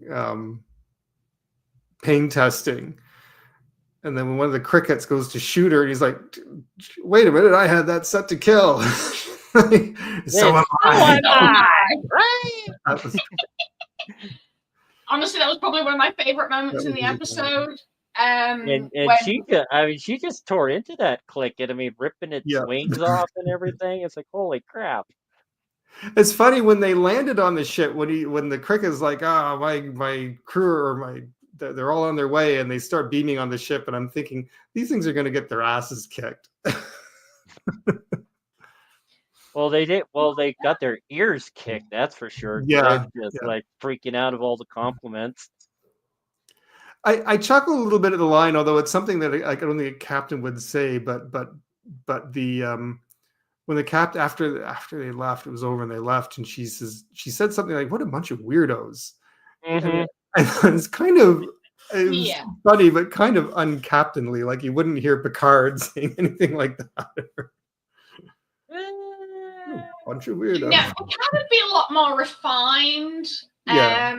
He would be very British, Yeah. like overly British in his insult, but because of the way he would say it, it.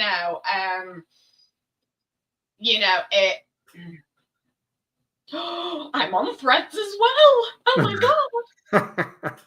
Sorry. I'm gonna lose his viewership at this rate. As I was saying, but yeah, Picard would be a lot more refined, and he'd probably make it sound more like a loose compliment. Yeah. Janeway would just roll her eyes and shake her head. Yeah. But no, that's what I love about Captain Freeman, is that she really just doesn't give a crap. She just verbalizes everything. Yeah.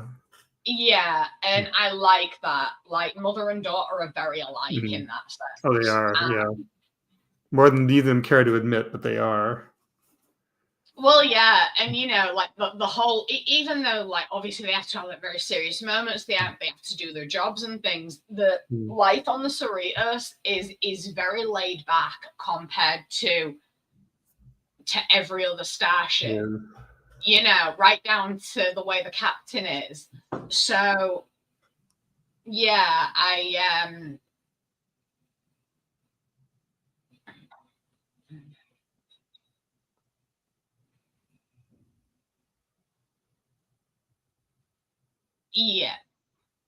Starfleet Academy is shooting in Toronto.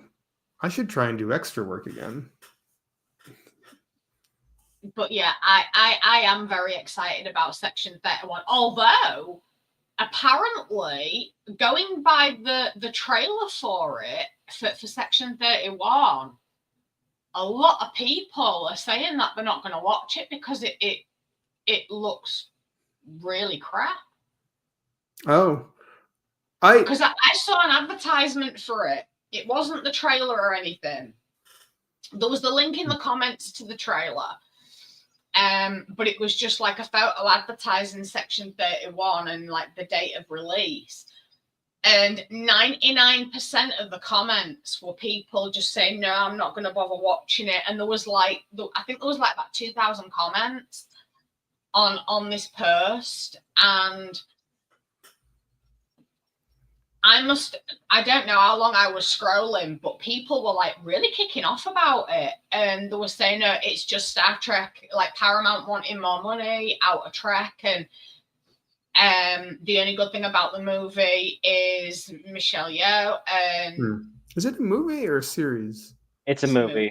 Is it? Oh, okay. I thought it was a series. Okay. Oh, But- they were planning on making it a series, and then Michelle Oh, Yeoh cool. got the Academy Award for that Everywhere, Anything, All at Once, Right. whatever.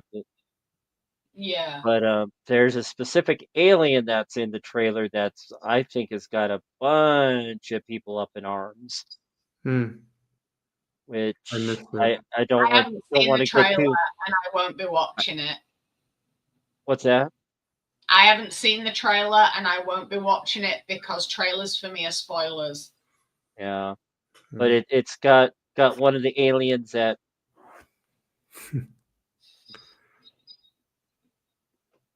It's reminiscent of my dog. Oh, Okay, you're good. okay. I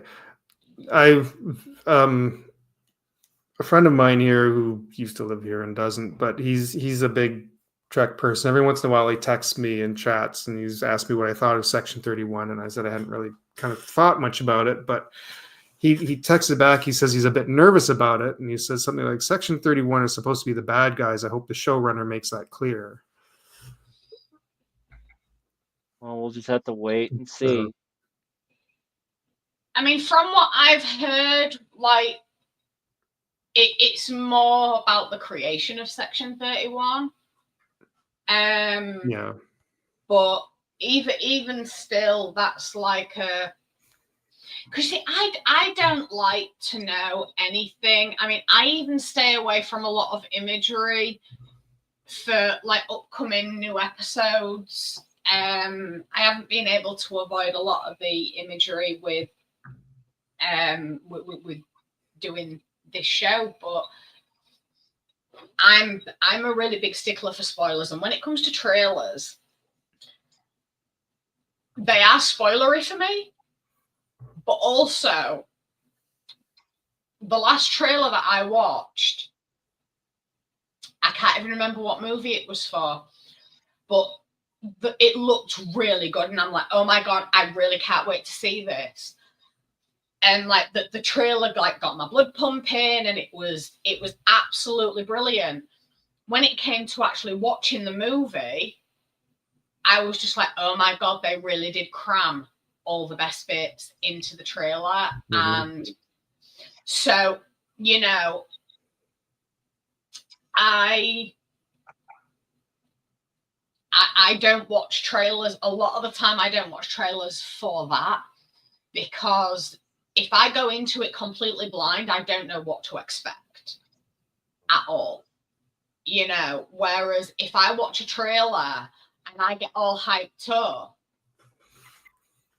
I could be very disappointed by that. Yeah, I think they have learned to avoid spoilers, Dennis, but at the same time, it gives you little snippets that, you know, that even if it's not a spoiler, because of that little snippet, you're like, oh my god, that's what's going to happen.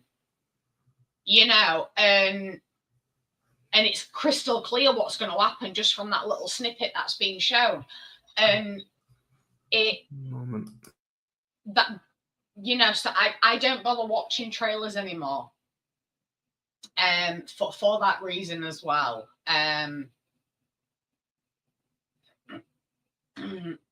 But I mean, like Starfleet Academy, I don't know if I'm looking forward to that or not. I'm neither here nor there on it. I'm very neutral about that. But apparently, Tilly's going to be in it, so that's all I need to know to watch it. Because Tilly, Admiral Vance is going to be in there too, I believe. Yeah, and apparently, the Doctor from Voyager. Mm-hmm. Yeah, so that'll be very interesting. And Paul Giamatti plays a bad guy in season 1. I don't even know who that is. Oh God, I don't want to know because that'll be another form of spoiler for me. I don't even like knowing what I know about Starfleet Academy. So yeah, I'll just wait and see. But no, he's been in a bunch of big movies. But I've already forgotten his name, so that's absolutely fine with me. Once you see him, you'll recognize him. Definitely his voice for sure. I'm sure I will, because a lot of the time, like, actors are mentioned, and then I'm just like, who the hell is that? And it turns out I've seen them in like a dozen things. Yeah, but this is his first like big Star Trek role, so.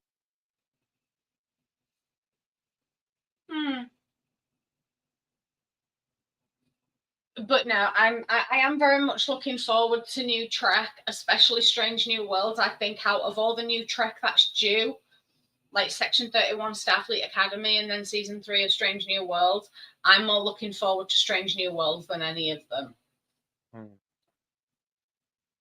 Because I'm really into that. It's almost like they're making up for the fuck ups of TOS, and I love that because it's making me fall in love more with that era of Trek timeline. So it's kind of doing for me what the Kelvin timeline did, in a sense. And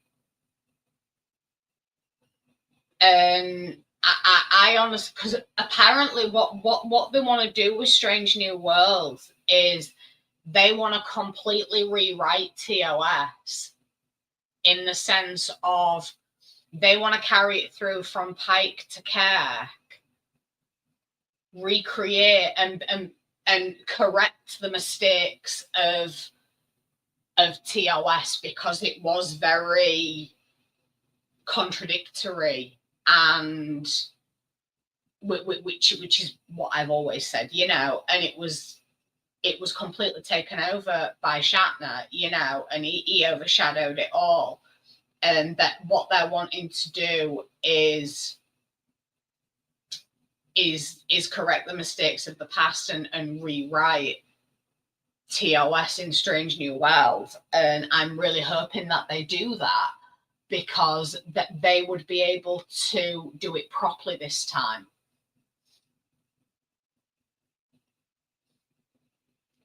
Although I am hesitant about Paul Wesley as Kirk because I don't like him.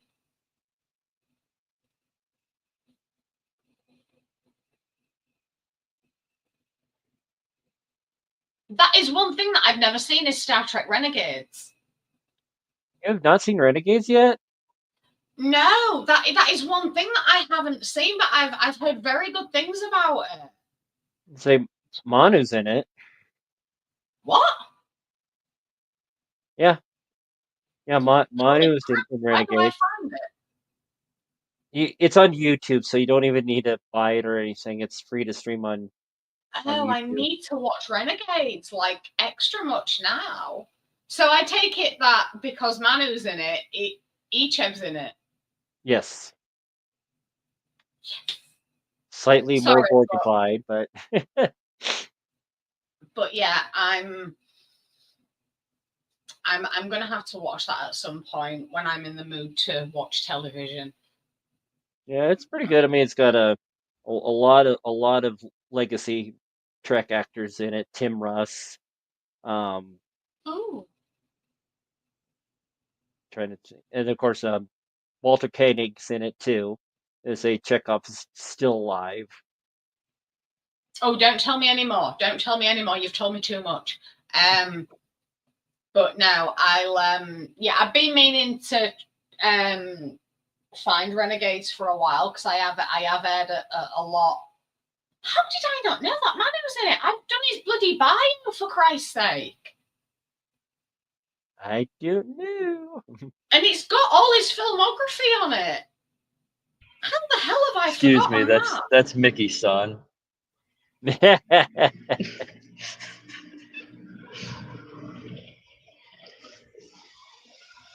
Don't do that. It's going to take me a while to get used to this name change, okay? I mean, it's like if Dave decided to start calling himself Stefan, you know, it would take me a while. I want to be called Fred. Hi, Fred. There you go. It's easy for you. It's already taken. You your name all the freaking time. Yep. Just call me the retarded Dave Smith.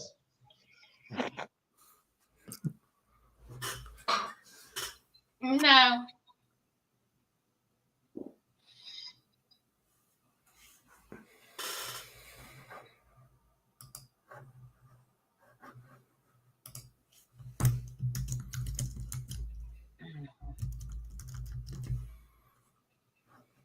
Yeah, the comedy is still in development, Dennis. But yeah, Tawny Newsome is helping produce it. Sounds like it's going to be kind of like a Rice hijinks or something. I don't know. It's still on I the. don't know because I don't follow her on social media and I don't keep up to date. I just hear of new things coming out and I will watch them. I only seem to stalk authors nowadays on social media. I don't like to use the word follow because you are not following them, you are stalking them, like but more out in the open. But no, I've stopped stalking. I've stopped following a lot of people on social media, and they've all been replaced with authors. in all honesty, but no, I am, like I said, I'm looking forward to New Trek, and I'm looking forward to Lower Decks ending. I know everybody's going to hate me for that, but I do think that it's time. I really do. And oh yeah, Michelle Yeoh is just absolutely phenomenal.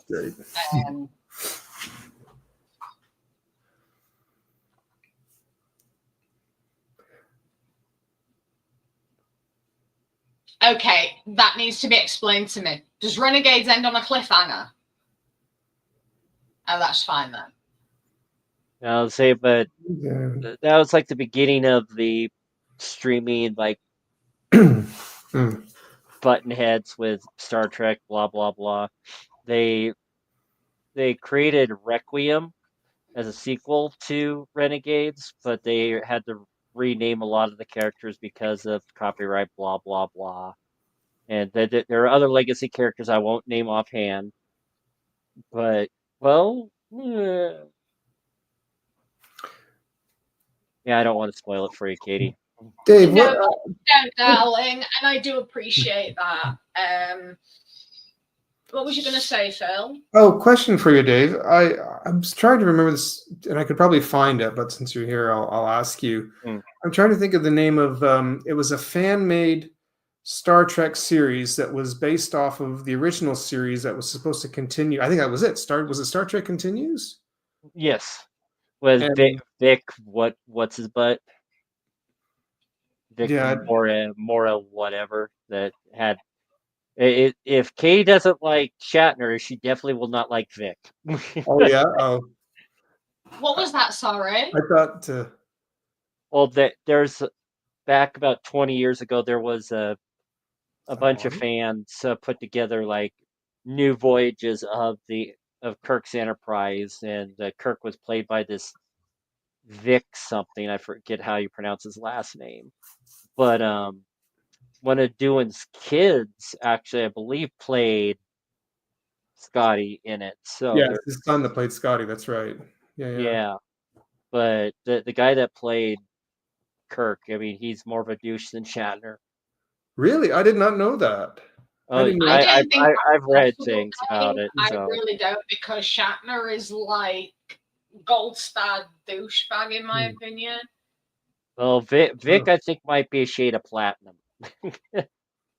I knew I knew that was his thing. Like that was like he put up a lot of the money for it, But I didn't know that. I didn't know he was that. Okay, that's Did kind of a you? shame to find out, because I thought I like the fact that it kind of finished out Star Trek and it led into the very last episode. Kind of led into the motion picture. They had the ship going in to be refitted. They were getting the change of uniforms, and I thought that was kind of a nice kind of arc into what would become the motion picture. But I didn't know that.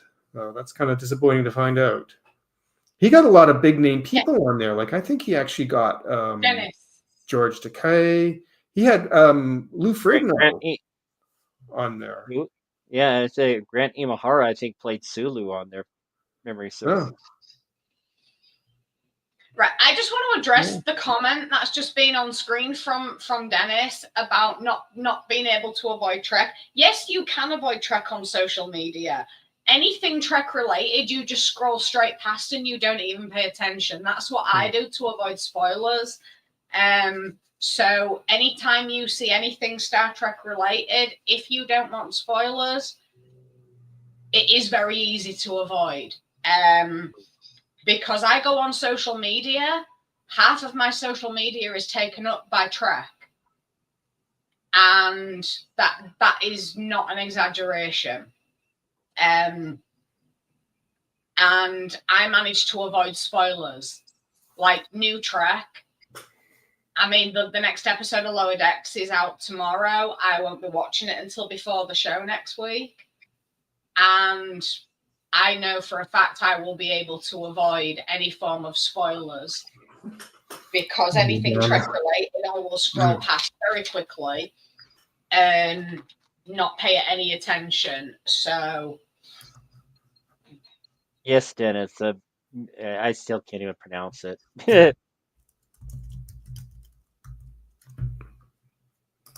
yeah, I've definitely not heard of him. That's him.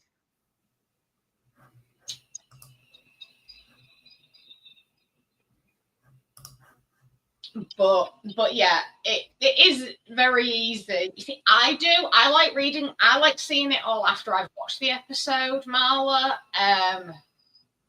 And yeah, you know, it, like my Trek feeds led me to start following Manu or / Mickey Sun. But that was me catching up with Trek from a while back, you know. So I up until like technically Trek started in like extra innings over on Twitter Spaces before we moved on to here, and it was like extra innings was rebranded as technically Trek. I was not up to date with Star Trek at all, because I don't watch Star Trek episodically. I binge watch it. I've been binge watching since before binge watching was a thing. And it's only since like doing things like this that I've been up to date. But even still,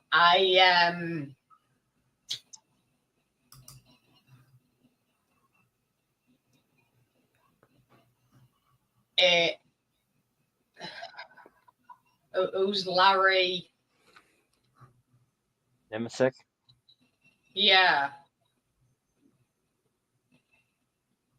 I've never heard of him. The name rings a bell. I'm tired. I can't. My neurons aren't firing properly at this hour. No, I'm surprised my neurons are still firing, considering that I woke up on Sunday morning and I haven't slept since, and it's now just gone 3 a.m. Thursday morning. Oy. And I will be staying awake because I have to go out first thing to be at the post office for 9 a.m. So I'll be awake for another at least like 7 or 8 hours. See, I don't even think I'll be awake in an hour. Yeah. Oh, I'll be up for a while myself. But yeah, there's a few little things I need to tinker with before I go to bed. But we're at past 2 hours now, so I think that we're going to call it good for tonight, unless there's any other pressing episode related things that we need to discuss. Yeah, the discussion of an I Hate Harry Kim fan club. That's for next week. A few people that might. Well, if we get a head start on the I Hate Harry Kim fan club, then we can like really have some like gusto next week. Well, we know we definitely at least got one other person in your corner on that one. Mm. Yeah, saying there's no Captain Cisco. No, save with Manu / Mickey-san and Harry Wang. Yeah. Yeah, saying he is not. But he was the first Asian of Star Trek. No, he wasn't. Oh my god. He claimed that. He claimed that on. Have you ever heard that story? That he made that statement in an interview. George Takei called him to congratulate him. Yes, I actually did hear about that, and when I mean, we all know my feelings on TLS, but when I heard about that, I'm just like, oh, that was. Does he not know Star Trek at all? Did he? Has he not ever heard of Hikaru Sulu? You know, he is like legendary. And I'm just like, he is so full of himself. Do you know what? Him and Shatner would make a good married couple. Yeah. With their bloody egos, honestly, they would make a really good married couple. I don't know if there's a room big enough to fit both their egos, though. We can build a spaceship. We can call it Deep Space Nine. What was that, Zach? I said we can build a spaceship. We can call it Deep Space Nine to fit their egos. Even that won't be fucking big enough. Honestly, I think if those two got together, I think something in the world would implode under their egos.